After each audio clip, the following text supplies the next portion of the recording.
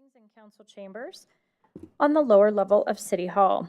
Public access to tonight's meeting is also available on the local government access channel 8 for Comcast subscribers and on the city's YouTube channel online, and by telephone by using the call-in numbers posted on the meeting agenda. Will the clerk please call the roll? Mayor Leidy. Here. Mayor Pro Tem Lukman Hiramasa. Here. Councilmember Burns. Here. Councilmember Jaramillo. Councilmember Kondo. Here. Councilmember Roper. Here. Councilmember Goff. Here. Councilmember Nowicki. Here. And Councilmember Walker will be absent.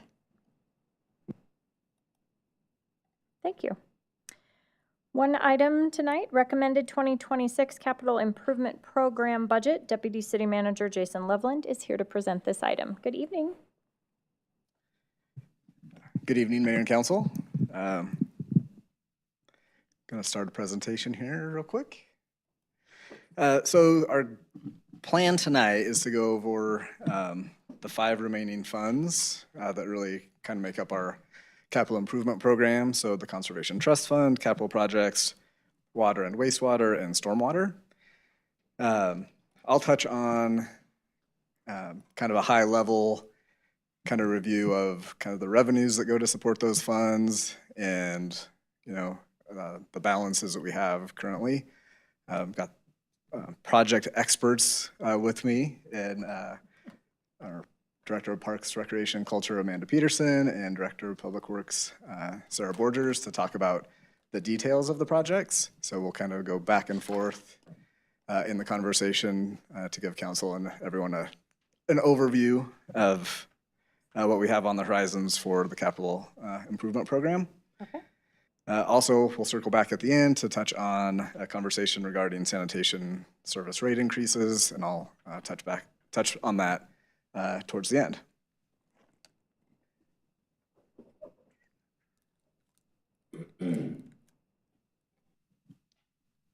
Open dialogue. Please feel free to interrupt as we're going through, as you have questions. Have no problem with that. That's what we want to be here for, is to actually have a productive dialogue if you do have questions. If not, we can talk about this stuff like all day, but I don't know that anybody wants to do that, but we're happy to answer questions. Okay. So starting off on the Conservation Trust Fund, this is the fund that's supported by lottery proceeds. As you can see here, and apologize, I'm glad that you have it on your screens. It is small on these big screens. We're trying to pack as much information as possible, so we are aware that it's a little bit tiny to follow with. So kind of towards the middle, you see 2026 proposed budget. And as we go, this is going to be similar for most all of these project pages. We have a beginning fund balance number, which is the 1.78 million. Total revenue projections for next year, 476,000, so about 402,000 in lottery proceeds. Those tend to alternate depending on the economy. A good economy tends to be less proceeds. Less of an economy, the strength of the economy, we tend to see a little bit higher investment in lottery tickets. So as you can see, we do have a large budget planned for capital expenditures. To the left of the column that I just was referring to, the 2026 proposed budget, is the carryover amount. That's referring to project budget in 2025 that we don't expect to spend in 2025 and will roll over to 2026. So really the proposed budget for Conservation Trust is the 1.4 total plus the 275,000 for 2026. Trying to think of other key components. We estimate out in all of the funds the next 5 years, revenues and future projects and expenditures. We do have project sheets starting on page 19 of the PDF in the packet that has more details, but I'm also going to call up our team here to touch on some of the highlights in the projects for Conservation Trust Fund. So I will turn it over to Amanda to talk about parks projects. Right. Good evening, Mayor and Council. So I'll focus on the 2026 projects. Certainly, if there are questions about other projects, I'm happy to answer those as well. And the two that we have in the Conservation Trust Fund for 2026 are our Greenway Trail Replacement. This is an ongoing program where we're really looking at our trail system citywide. We are identifying areas where concrete is heaved or cracked. There's safety concerns. Those are really hard to see out in the community because it's spread. We try to keep it in one park or one space so that we are having as big of an impact as we can, but it's replacing like with like. So as we're seeing those concrete pieces that are raised up or dropped down or cracked beyond what is safe, we replace those slab by slab. The second project on this list is playground equipment replacement. That is also an ongoing program. We have identified Village Greens 1 and Village Greens 2 based on their scores through our playground safety inspectors. For next year, we do intend to ask for grant funding for those, which is typical with those playground dollars that we are utilizing. Those are tend to be good asks through Adams County Open Space to be able to really leverage the funds that we have and do more with them as we move into construction. So we'll look at Village Greens 1 and 2 for 2026. Any questions on the Conservation Trust Fund projects? All right, thank you. I'll turn it back over to Jason. I'll see you back here in a moment. Okay. All right. Well, that fund was fun. So moving ahead to a much more complicated fund, our capital projects fund. You can see at the top of the page there on the revenue projections, you can see we have several different revenue sources that make up the capital projects fund. So I'll go down the list real briefly. Well, maybe not so briefly. The property tax, 4 mills. So that is revenue from property tax, 4 mills of our 11.597. That's dedicated to road reconstruction and rehabilitation. The sales and use tax, 0.5%. That is a restricted revenue for capital projects. Much broader use than roads. But it is restricted to capital projects, therefore we account for it in the capital projects fund. Then we have the 4% special marijuana tax, again, restricted to capital projects. Then the ADCO, that's referring to Adams County Open Space. That's restricted to parks and related projects. The ADCOT refers to Adams County Transportation Tax, again, restricted for transportation, roadway improvement type projects. And then down the list, we account for any county or federal or state grants that we may receive. So this fund in 2026 estimated revenue of $13.7 million. So it's a fairly large fund when you consider the revenue collections and the dedicated sources that we have for capital. You can see in those out years, that 13.7 includes some grant awards that we received. But you can also see moving into the out years, less those grant funds, we're about $8.8 million on an annual basis to invest in capital projects. The next section referring to the expenditure summary. One of the details that we identify in the project sheets towards the back is how each project is funded and from which one of the funding sources is being used. It is kind of a reconciliation to flip back and forth to look. We have that information if you're curious as we kind of go through what funding source is supporting. If it is a road type project, you can assume that it's the 4 mills or the ADCOT dollars being dedicated to that. And so in that expenditure summary, it's just, here's the 30 projects detail that follow in the pages. This is just rolled up to say this is how much of that revenue source is being used for the projects. Let's see.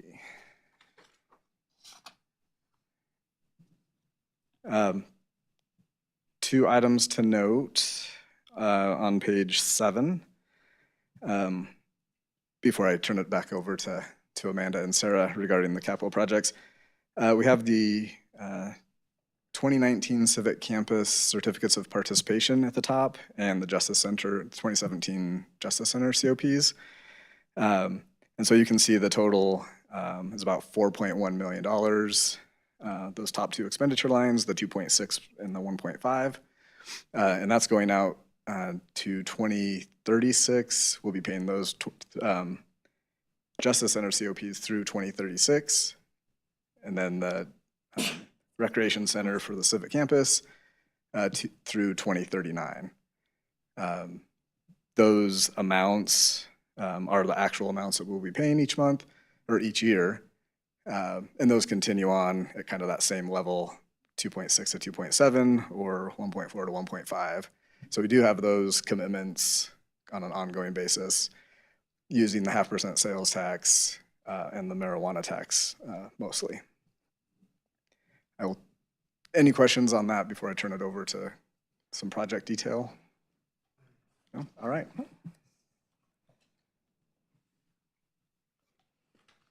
All right. Good evening again. So projects in the Capital Projects Fund that we have for Parks, Recreation, and Culture include the citywide fence. We are planning to replace the, sorry. Oh, now we're on the right screen. That would help. The ends that we have throughout the system are the old logo, and we have used them all up. So we are planning on replacing those with the new logo as we replace fencing. So not necessarily as a single project, but we'll order those all as a single grouping for cost savings.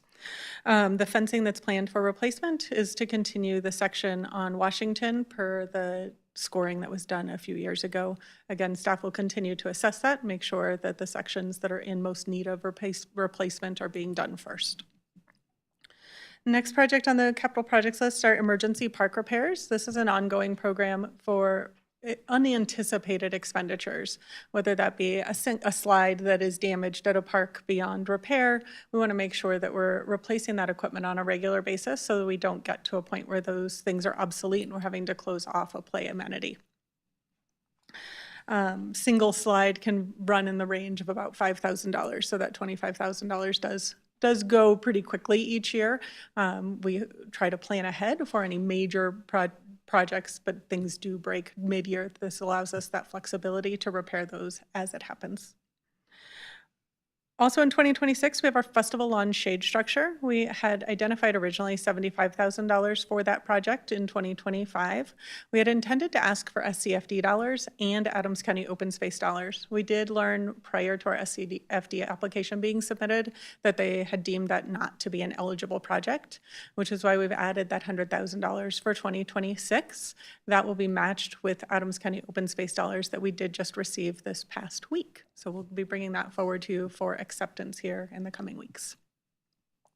And then Centennial Park is a design project. So as a part of our bicentennial in 1976, that park was a project of the Bicentennial Committee when the 8 formal gardens were added, irrigation was added, and the Liberty Bell as well as the time capsule were installed at that time.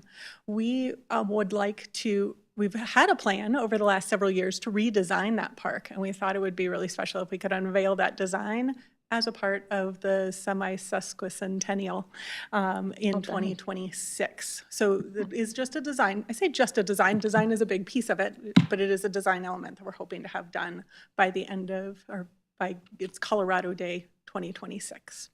That will allow us, we've added a sculpture garden in that space, and the irrigation that's now 50 years old is 1, outdated, but 2, not designed for those sculpture pads where they're in place. So the redesign will look at formalizing those 8 original gardens, as well as designing a modern irrigation system that doesn't damage the sculptures and both those that are there, as well as those that are planned for the future.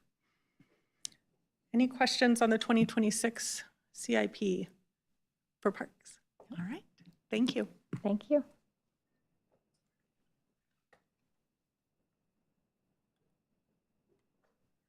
Mayor and council. All right. So we have a few of these to go through. As Jason said, feel free to stop me at any point if I stop speaking English or anything I say doesn't make sense. So residential street overlay, that is our annual project. We are going to be adding additional funds for next year to do that in 2026. You're going to be seeing the 2025 contract here in the next couple of months. So that for 2025 is coming. If you're wondering if you haven't seen it yet, we're working on it. Traffic signal, this is also, we put money into this account annually. We have an RFP going out later this year for engineering design in 2026 with construction starting in 2027. The work's going to include the last two span wire intersections at 100th and Huron and 117th in Washington. So we finished the 104th in Washington, and we've got two more to go, and we're going to take care of those. Concrete program, there were some changes in ADA recently. So we are currently reviewing our standards and specifications along with our contracts to make sure that we aren't spinning our wheels and building things that aren't ADA compliant. So later this year, we're going to be issuing an RFP, assuming council approves this line item, to do the 25 and 2026 concrete projects together in one bid. And so you'll be seeing those later this year. School zone safety assessment. We put this project on hold this year. We have limited staff time, and with the City Hall demo and a number of other projects, we prioritized that work. The last bid went out in 2024 for this project. We bid out the studio, Northglenn Middle School, and Malley Drive Elementary. When that was bid out, we didn't have the funds to do all three, and so the studio was postponed, so we'll be working on the studio here in 2026. As funds are available, we'll continue to work through and make sure that we're continually updating schools and making sure that they're safe. Parking lot repair, we tend to lump this in, we're going to be lumping this in with our other asphalt work and our other contracts. A lot of this right now, we're trying to focus at the M&O campus. As you might imagine, there's a lot of asphalt out there with heavy trucks on it, and it gets torn up pretty quickly. So for the next couple, 2-3 years, we're going to be focusing that money out at the campus. And temporary traffic control, this has pretty much just been a spot for us to pull when we have things come up, when we have, we're needing to purchase flashing lights, stop signs, that sort of thing. Those upgrades will come out of here. Community Center Drive Bridge repair. That one has been, I think, a long ongoing project. We are coordinating with CDOT to see about getting that done next summer. Yes, ma'am. Thank you. So does that include the surface of the road, or is it just underneath, or whatever the other thing was? So this is going to be the structural piece. Some of the hang-up right now, hang-up's the wrong word. We're in discussions with CDOT right now of if we want to utilize CDOT dollars, we're going to have to do the repair a very specific way, which is going to cost us more money. So we're going to have to weigh the pros and cons of that. But this is just the structure itself. Community Center Drive is in not wonderful shape. And so if you look, second line from the bottom is that pavement rehab project. So we put $1 million in that budget for 2026. Great. Yeah, I had people ask me about that, so I wanted to double check. Thank you. Yeah, absolutely. Facilities building M&O, we are doing some electrical upgrades so that our parks crews have got some cool new electric lawnmowers and that sort of thing. So we want to make sure that they are able to charge that equipment. So that's the small dollar amount that we are requesting in, I guess it's carryover for that project. Bridge rail replacement. This is not any of the big bridges. This is over the canals, all the smaller bridges that you don't really notice as bridges, but have sidewalks and pedestrian crossings, making sure that those are safe. We had bid those out previously, and it came back too expensive for the budget we had, so we're gonna rebid those out and work on as many of the line item of the specific projects as we can with the budget that we've got. So you'll see a few out years on that as well. And Civic Center Master Plan, or MPH, Phase 2 site work. This is the demo of Old City Hall, the construction of the temporary parking lot, and any money we might need to assist with the Brownfields grant. We are in constant communication with EPA. Brownfield grant does still seem to be on the books and moving forward, so we're hopeful that we'll have that money to be able to do the work across the street over here.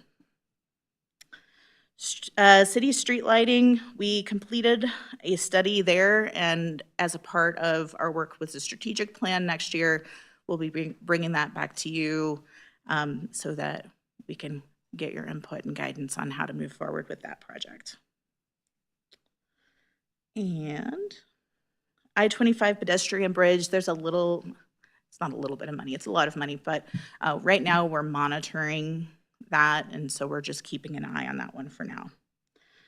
The transportation plan is a multi-departmental project, so planning is leading this, but of course Public Works and Parks, Rec, and Culture, we're all very collaboratively moving forward on that. I know there was a question about including DRCOG and other data sources. We are absolutely including that along with some Adams County stuff that's been that they've been doing.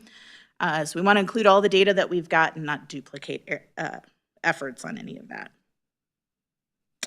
And then we mentioned community center pavement rehab. The last one is the M&O campus repairs. So the building out there has some foundation issues. There's a building that needs to get torn down.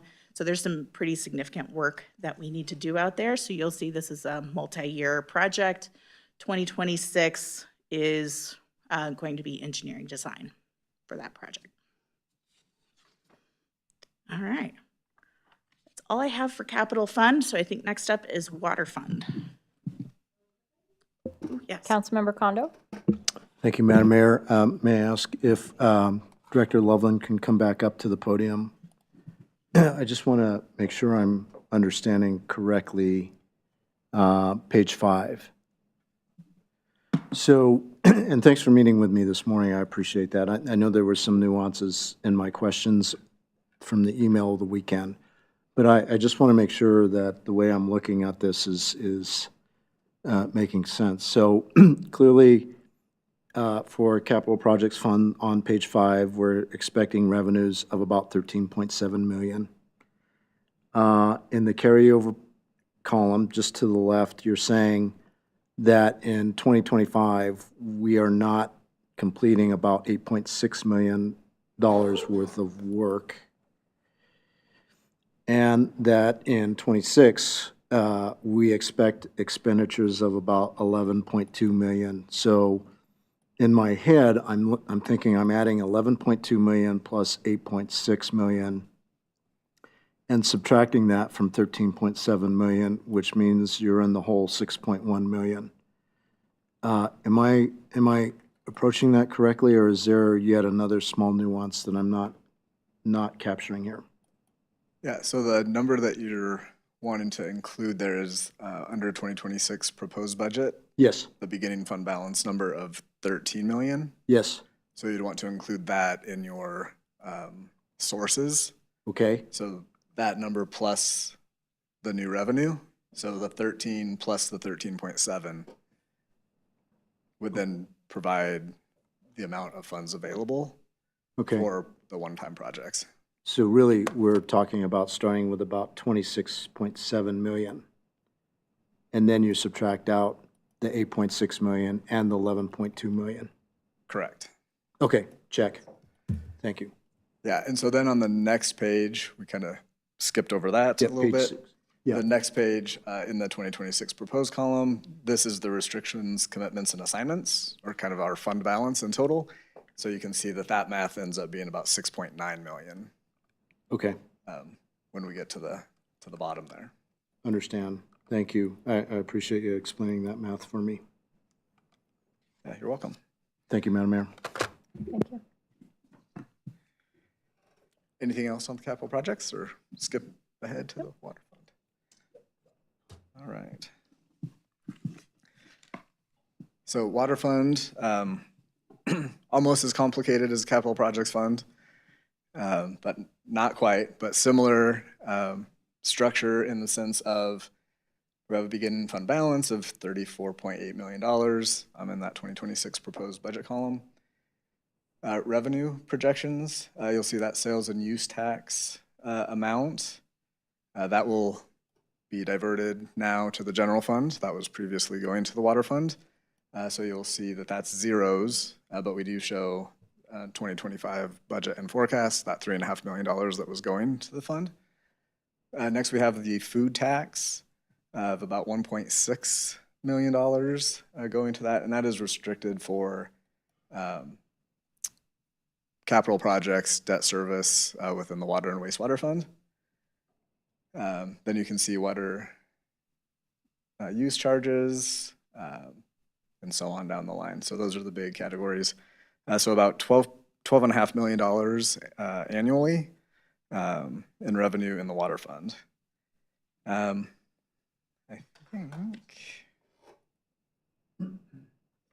think the rest of the projects are fairly stable. We do show on this fund, because there are salaries, personnel costs, training, travel, all of those things that we kind of talked about on August 4th regarding the general fund. We have those same type of expenditures in the water fund, wastewater, stormwater, and sanitation. So you see a line rolled up that just says operating on expenditures of $8.7 million. And that's inclusive of the personnel being paid to operate the plant and so on and so forth. So just wanted to point that out on, hey, where's that big number coming from? That's the operating dollars. Two lines below that, and I'll touch on this more when we talk about the wastewater fund, but you'll see that there's a transfer to the wastewater fund from the water fund. That's going to be specifically from the food tax, as we'll talk about in a little bit. We have more large capital projects that are going to need to take on some debt for those projects, so we'll talk about those in the coming years. But I'll turn this over to Sarah to speak about some details of the projects.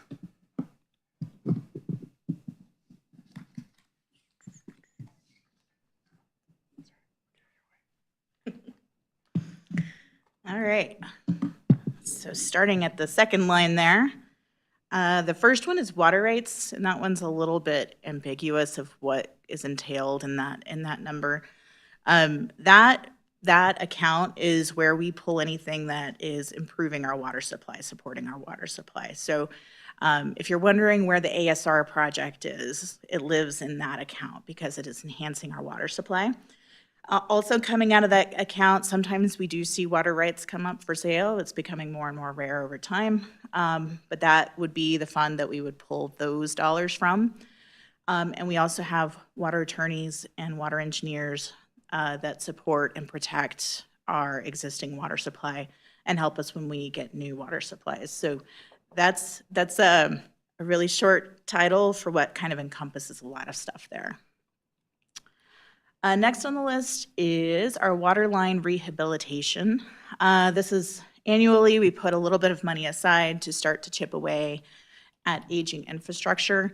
As you know, we had a major water main break over end of last week. Everything is good and hopefully everything went well for you and your neighbors.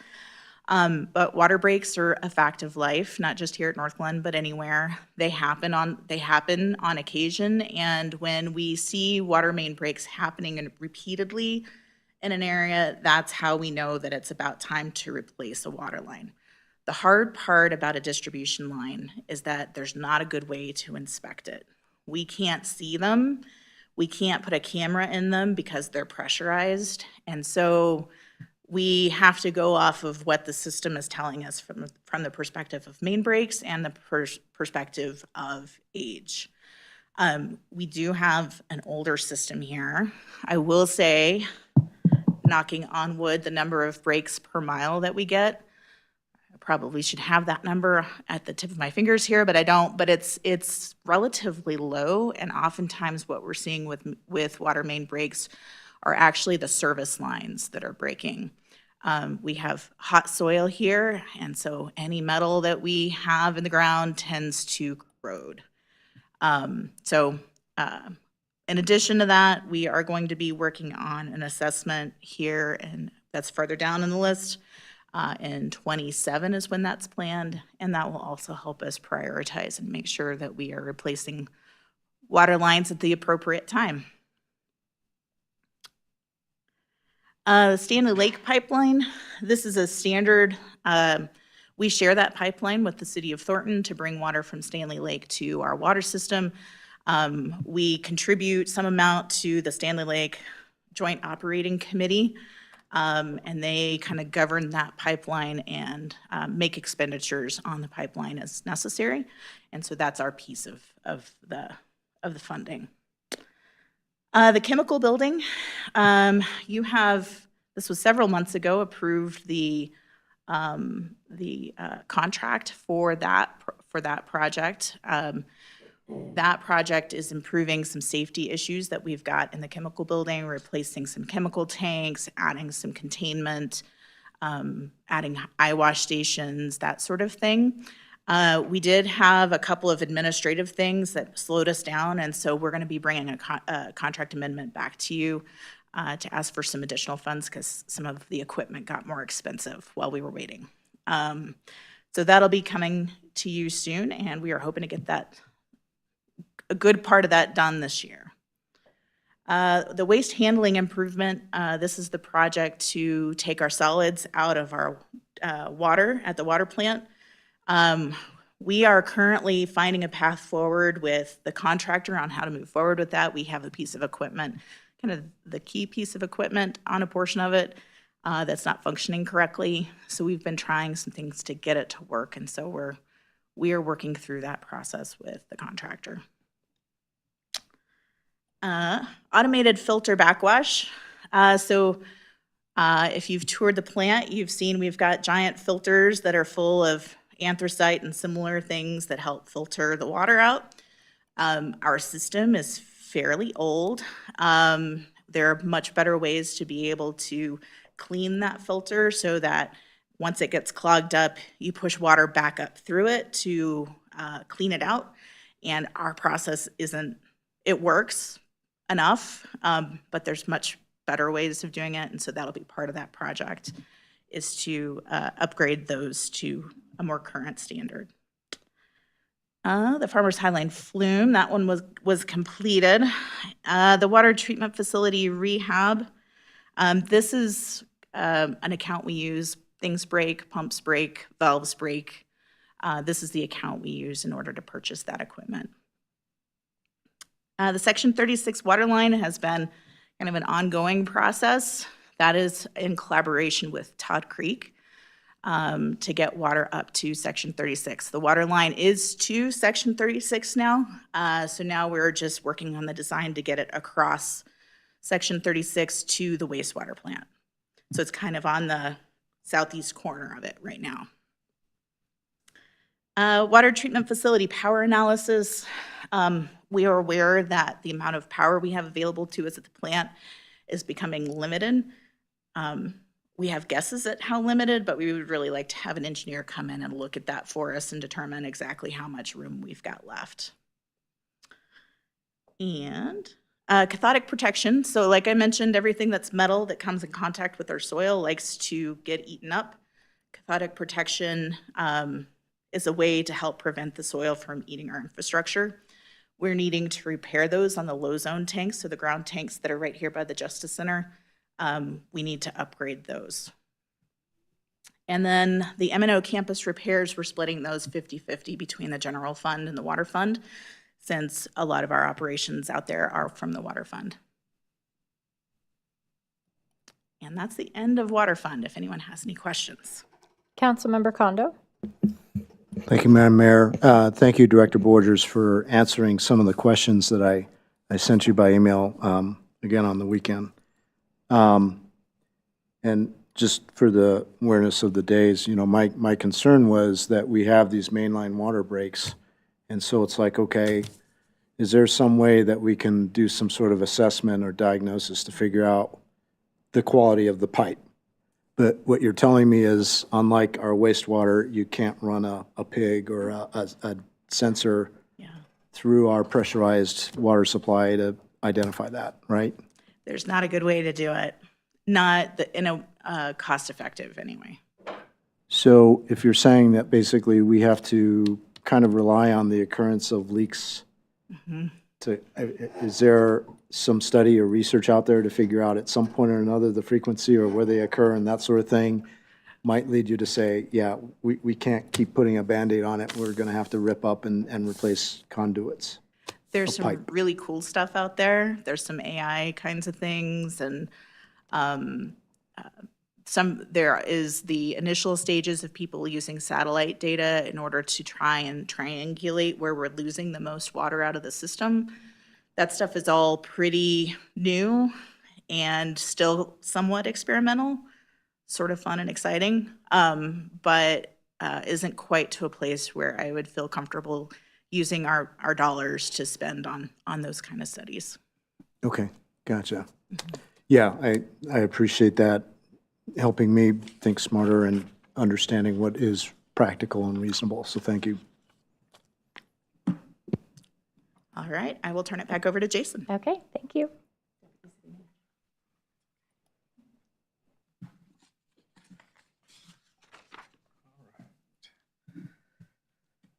So moving ahead to the wastewater fund, similar setup to the prior regarding the fund balance and revenue projections. Of note here, you'll see revenue bonds in 2026 of $23 million, and then again in 2028, $33 million.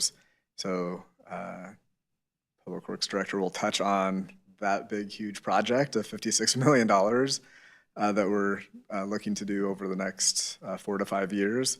But we are expecting to dig in a little bit deeper on those revenue bonds, probably towards the latter part of 2026. And so there'll be more to come on that. We do have, as part of our water and wastewater analysis of rate increases that are coming up on their timing. We've done 26 and 27 will be the last 2 years of that decade-long analysis. We are, continuing to monitor closely as we come more near to actually needing to do those projects and issue the debt for those projects. So at the moment, we're in pretty good position, subject to change once we start doing a deeper dive into the projects, getting updated costs analysis and things like that. The market and interest rates for those types of projects will also be a driver and inform us on where we're at funding-wise to be able to support the long-term debt on those.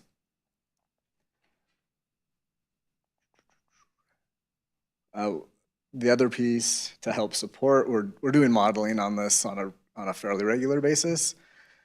And so right now, that transfer in from the water fund that I mentioned previously, we see about $5.7 million coming in 2026. That's an accumulation of that food tax that has built up. And then again, the transfer about $730,000 to $800,000 annually to help support that expected future debt service. So pretty unique kind of handling of the project. It's not just a straight user fee charge. There is that food tax that's able to support and help keep user rates a little bit lower than otherwise if we did not have that support from the food tax. We would need to make that up on the user fee side. So we're somewhat blessed in that arena that we have access to that source. Again, on the expenditure side, that first line of the operating expenditures of about $4.9 to $5 million. And then what other? Oh, the debt service. Those are the forecasted numbers. Right now, we're about $1.4 million on the force main and lift station A replacement that we did a few years ago. We're expecting that to go up in 2026 and in 2027 when we fully capture an issuance of about $23 million. And then we'll just continue to see that rise until 2029 of about $4.7 million. So again, these are preliminary numbers. We'll dig in deeper to what the actual project costs are and what we can issue those revenue bonds for. But those are two, very significant impacts to the wastewater fund. And so I just wanted to make sure that we discuss that today, preliminarily, before we get into the budget. And again, we'll touch on kind of the specifics of that project and why it's important with Sarah right now. So any questions on that piece, and we can circle back when Sarah gets done with her conversation as well. Oh, okay, thank you. Go for it. All right. So this is a shorter list, but I don't know if the dollar amount may be bigger. First on our list, we have collection system rehabilitation. This is just like the water side with the distribution system. To Councilmember Condo's point, we can view the sewer system. We put cameras down there. That's part of our regular maintenance of that system. And so we do have information about the status of those systems, or of that system. It is aging, just like our water system is, but this is there to help us keep on top of it. Next on the list is lift station B. We have a number of lift stations that are showing their age. B is one of them. There's also a lift station out here on Community Center and 120th that we're watching very closely. That one is also in need of repair. We're looking at how we finance that one. So lift station B is on the list to be fully replaced. Wastewater treatment plant rehabilitation, this is the same as the water side. We have pumps and pipes and valves that break. This allows us to repair or purchase that equipment for repairs. Then the big line item, we have $5.6 million in the budget for next year to start on engineering design for upgrades at the wastewater treatment plant. This is a very big project. We have a new engineer starting here in September who is going to be, this is going to be his baby because it's going to be a very big project. The big part of what this will do, it will help with odor by adding some components to the system that would allow us to not use the lagoons. So it will include some of that. A big part of it, though, is operational efficiency. We are seeing our regulations get tighter and tighter. Nitrogen is one that we fight with. It comes in 3 different forms. I won't get into the chemistry, but those are getting very difficult to manage. And the more people we end up on our system, the harder it is for them to get all the bugs to do all the right things at the right times to make sure that we're treating the wastewater effectively. So there will be a number of components that get added to the plant as a part of this process. And we will be bringing a lot more to you after we have engineering design. The engineering design probably won't start till towards the end of 2026. And that's going to be based on how the budgeting process works and funding becomes available. And it's going to be a very large effort just to even put the request for proposals together.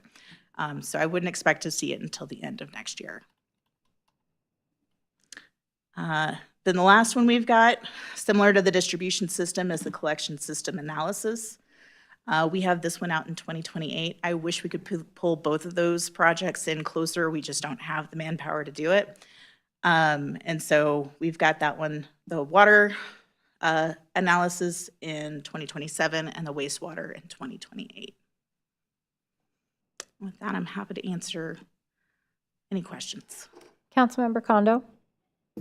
Thank you, Madam Mayor. Actually, probably back to Director Loveland. So I just want to make sure that my conceptual understanding of revenue bonds, obviously this is really going out to lenders or financial institutions and writing an IOU or a bond. But my question is, obviously unlike doing like a mill levy tax or whatever, you know, where you hire a pollster like Beyond Your Base or Magellan, when we go out and seek a loan from a financial institution, what kind of pre-work do we need to do to make sure we have our ducks in a row and that we have a good application that will likely get approved? So we work with our financial advisor as far as putting in our bond counsel to put the package together to go out to the market to get a rating and then ultimately go out to the market. So one of the things on the enterprise funds, these projects, you mentioned communicating. Obviously, we'll do some communication with the community on these. These don't require like voter approval. So I'm not sure if you were hinting towards that or not. But the enterprise funds kind of function on their own without having taxpayer support.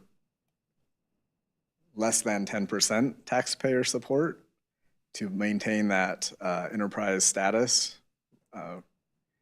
when you consider Tabor. So that's what we'll keep maintained in the wastewater fund, which is the status that it has now. That will continue. The plan is for that to continue.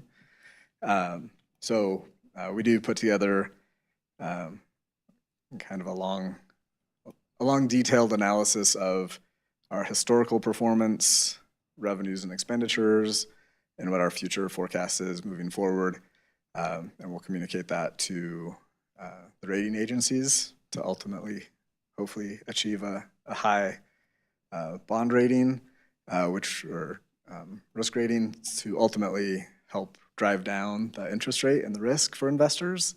And that ultimately helps the city be able to kind of get a better rate, just like the rest of us when we're getting a home or a car or whatnot. It's a very similar process. Would you say this whole process is going to take probably the first half of 2026 to kind of do that sort of groundwork and then hopefully realize towards the end of that year receiving monies? Is that kind of the timeline? Yeah, at the moment, yes. Okay. So it'd be at the most likely at the end of 2026 that we'd go to the market. Okay, gotcha. Thank you.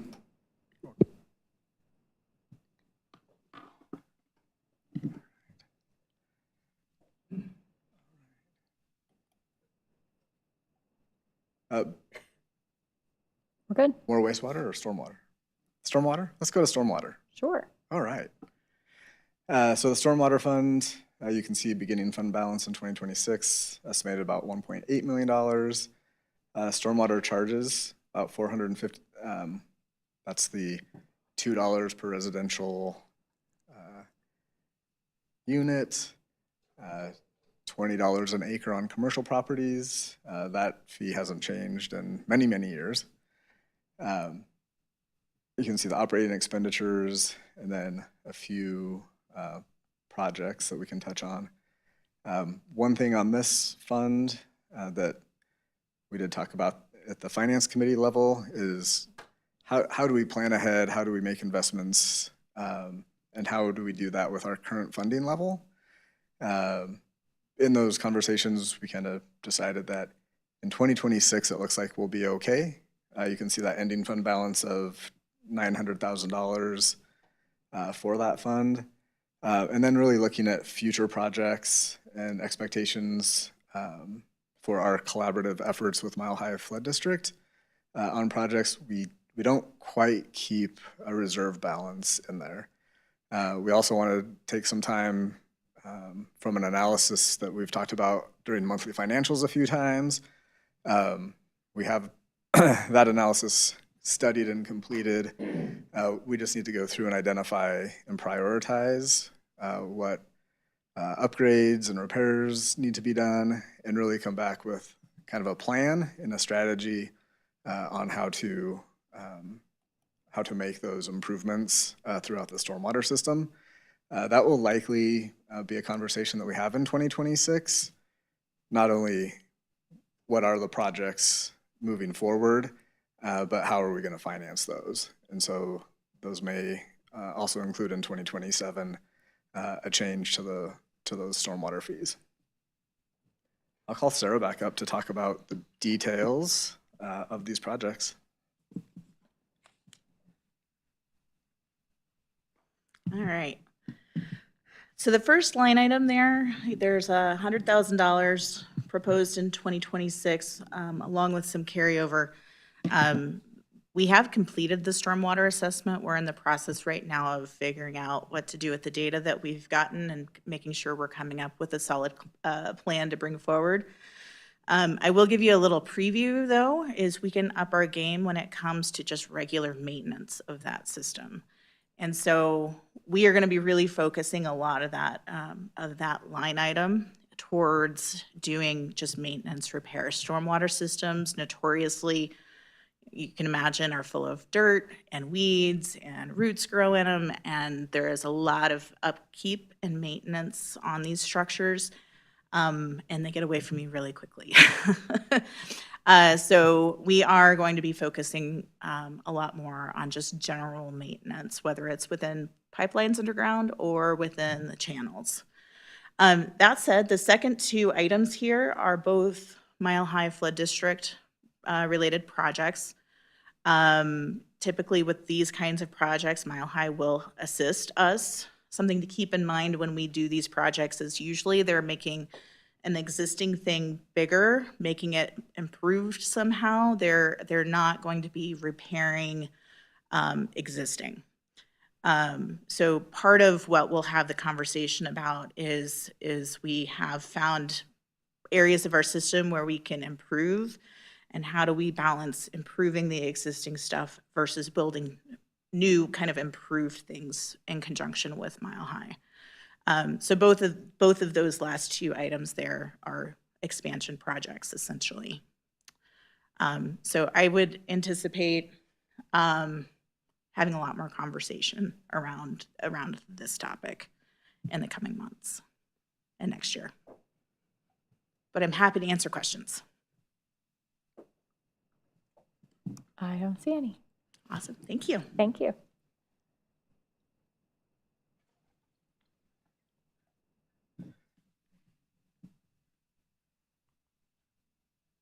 All right. Moving ahead to the sanitation fund, which is more of an operational fund than it is a capital projects fund. We didn't talk about it on August 4th, so wanted to mention it tonight, and it ties together with a proposed rate increase as well. In that box on the right-hand side of the page, you can see beginning fund balance. Total estimated revenue is about $2.1 million. Then you can see the total expenditures of 2.9. Really the biggest expenditure in this fund is replacing the sanitation truck vehicles. They're very expensive, $400,000+. We have a fair amount of fleet in those, and we try to replace one annually. You can see that the budget for 25 and 26 is a little bit higher. They also take a long time to receive. They're taking, I'm going to say 18 months, and that might be generous to say that we're getting them that fast. But they are a long time coming when you place an order. So one of the concerns that we have as we look out into the future is budgeting to replace one a year between $450,000 is kind of the estimate as we move forward. What that does to that fund balance number. So the ending fund balance number there is just slightly under $700,000. And so what does that look like as we move forward? We have a bunch of numbers and a bunch of detail surrounding that. But we'll summarize it in a graph here in a couple of slides to see what happens. So the sanitation rate increase was something that staff brought to council, well, to the finance committee, made up of amazing council members. And The best one. yeah. And we did have a discussion about what this looks like. Had a really good conversation, really good discussion about kind of the details behind it. A couple of key things that kind of came up in that conversation from my perspective. One, the last time that we did a rate increase to those fees was in 2017. So we talked about it last in the fall of 2016. Increased rates from $12.25 in 2016 to $16 where it currently stands. Over that time, there's just inflationary impacts. I mean, things cost more, personnel costs more, landfill costs are increasing. The biggest one, as I mentioned, 42% increase to purchase a truck. At that time in 2017, it was $288,000. Now we're estimating 410 or so. Along these conversations, there isn't any changes being proposed to kind of the current services as far as like the free days and all of that. And we will bring back more conversation as we go throughout the fall related to an increase if council is open to hearing more information on that. So from 2026 to 2030, the fund reserve levels, that top line is representing if we make a change from $16 to $20 per month. That red line is really showing that if we don't make a change and still fund the current operations and replace equipment as needed, which is basically one vehicle per month, that would be terrible, per year. You can see that quickly that first dot is 2026, and then 2027, we're getting really close to being out of reserves completely. And so you can kind of see that trend. So the proposal to go from $16 to $20 really just helps maintain that balance of having a little over $1 million in reserves for the off chance that a lot of equipment goes down and we need to make some purchases to kind of stabilize the fleet.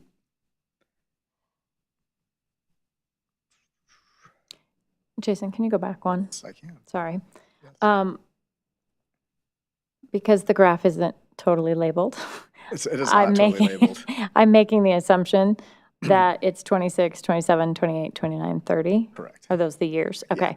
So if we didn't do the rate increase in 26, we would drop down.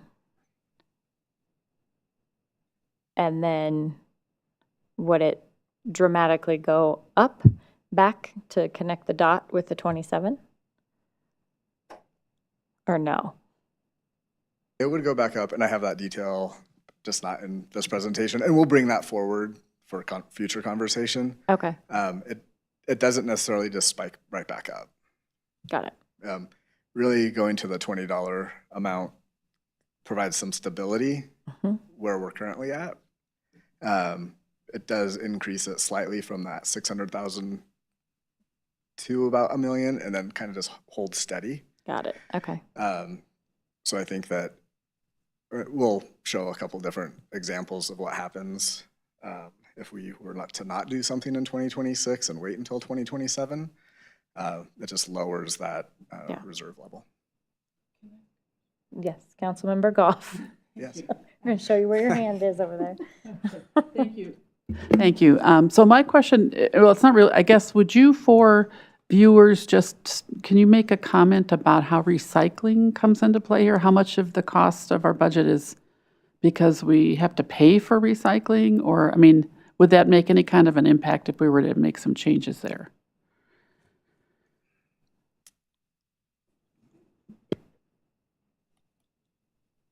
So the recycling ends up having some impact, but not a significant impact as maybe we might think if we were to like stop recycling.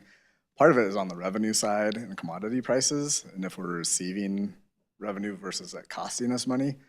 So when times are good from the recycling standpoint, we do make, I don't want to say make money, but it's a positive program to have. At times when commodity prices are low, it does have more of a negative impact on the fund. We can't really estimate exactly what that is going to look like on a month-to-month basis, let alone necessarily forecasting it out. So, sorry, that was a terrible. No, I mean, answer. that's fine. I guess I'm just trying to reiterate for us here and also for our viewers that it costs us to do recycling. Maybe at some point we can look at some ways to improve how we do that. I know our recycling rate isn't great. We have a high contamination rate and all that kind of stuff. But it is part of waste, whatever, sanitation, I'm sorry. It is part of sanitation, so I just kind of wanted to point that out. Yeah, I think the recycling and then just in general optimization of those programs and doing anything beyond what we're currently doing will definitely be things that we're evaluating just on an ongoing basis, and hopefully bringing back some ideas to kind of tighten up and curb any issues that we have there.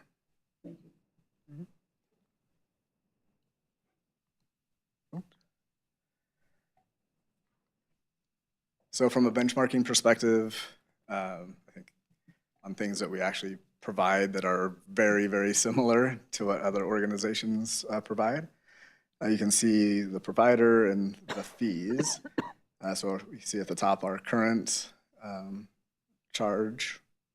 You can see Thornton, Longmont, and Loveland. Not every community does their own trash service. And then a comparison of, I think that was 4 different private haulers. So that's Waste Management, and then there's other names out there. I can't remember what they are off the top of my head. Kind of what that average is. So overall, we have a pretty generous policy as far as the number of poly carts, and that's kind of a mix and match if you want 2 trash and 2 recycle carts and so on and so forth. But just to make the comparison as apples to apples, I just said 3 poly carts and 1 recycle. And so you can see, if you go down to Thornton, for example, who's our neighbor and providing the exact same service, you'd be paying almost $37 a month to have a similar ability in that city. So all in all, never like to increase rates. Also don't like when our costs go up as well. So we kind of need to meet that reality. But all in all, still a very comparative pricing for the community. So as we talk about this, unless council tonight says, oh, please do not talk about this anymore, we'll bring back 2 more meetings. One will be bring back a resolution that basically says that council then directs us to bring back a change.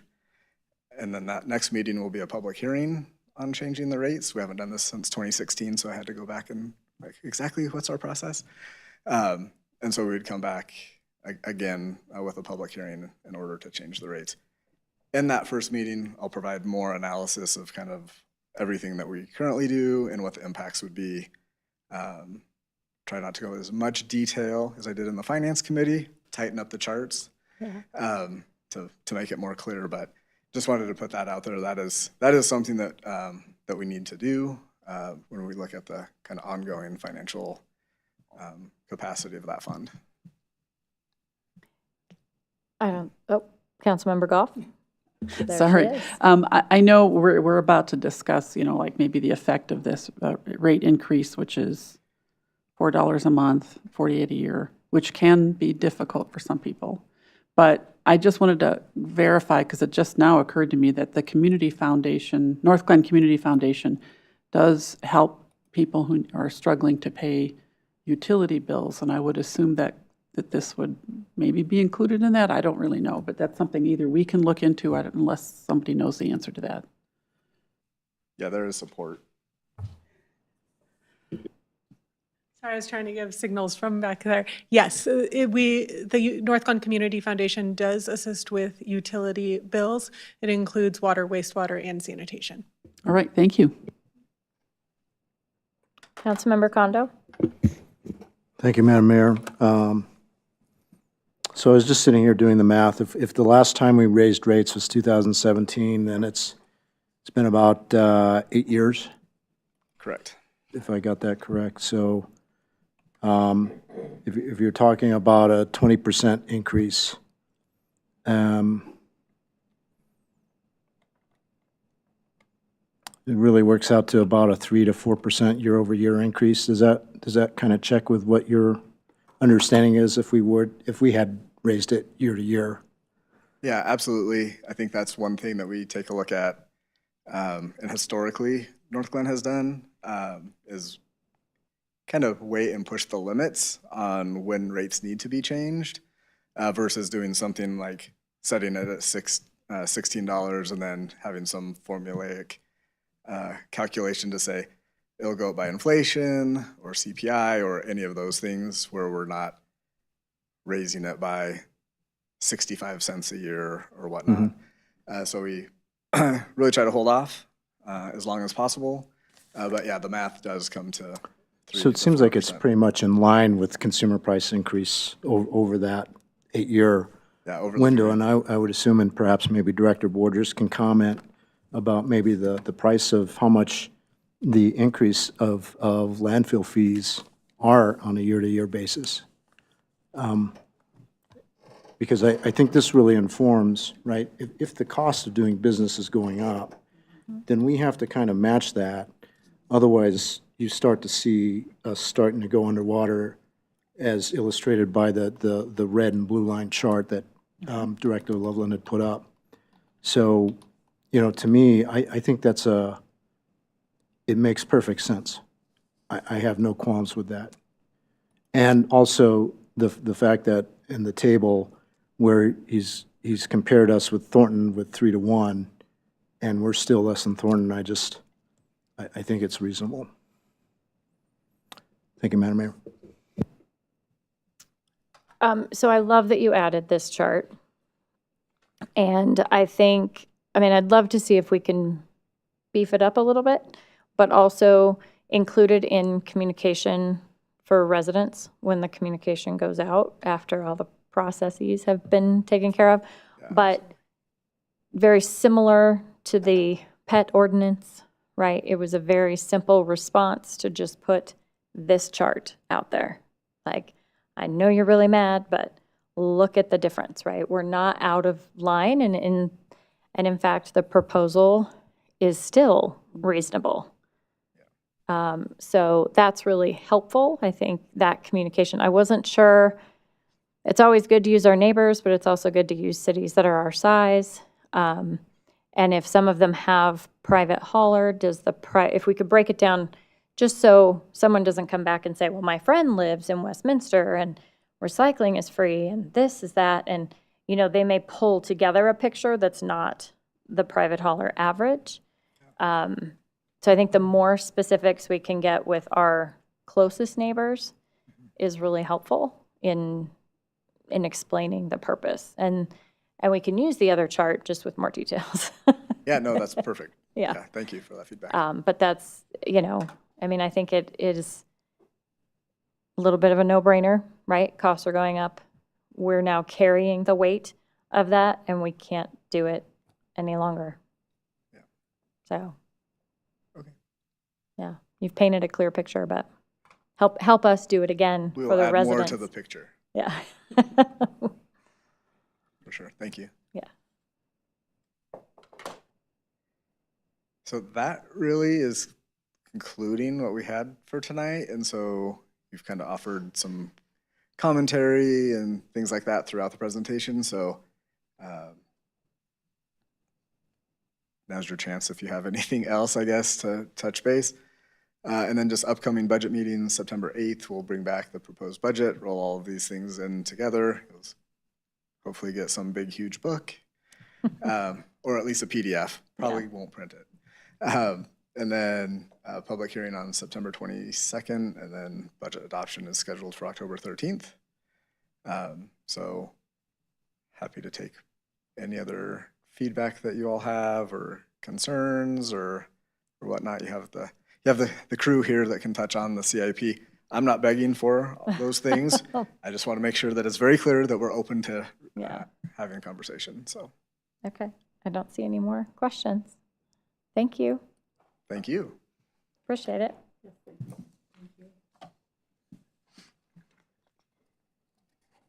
I will now adjourn the study session. I will now call to order the special city council meeting of August 18th, 2025. Will the clerk please call the roll? Mayor Leidy, Here. Mayor Pro Tem Luke Manjaro-Massa, Here. Councilmember Burns, Here. Councilmember Jaramillo is absent, Councilmember Kondo, Here. Councilmember Roper, Here. Councilmember Goff, Here. Councilmember Nowicki, Here. and Councilmember Walker is absent. I will entertain a motion that the city council meet in executive session pursuant to section 4.5A of the City of Northglenn Home Rule Charter for personnel matters regarding the city manager's performance evaluation. Motion to adjourn the executive session, so stated. Second. Please open the vote. The vote is open.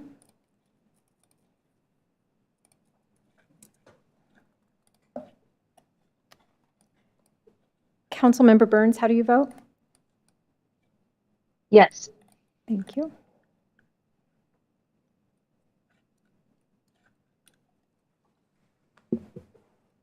Miss Joanna, I've lost my vote. Okay, I would vote yes. okay. I will enter that. Alrighty, I will close that vote, and the motion to adjourn to executive session passes unanimously. Thank you. We will adjourn to the executive session.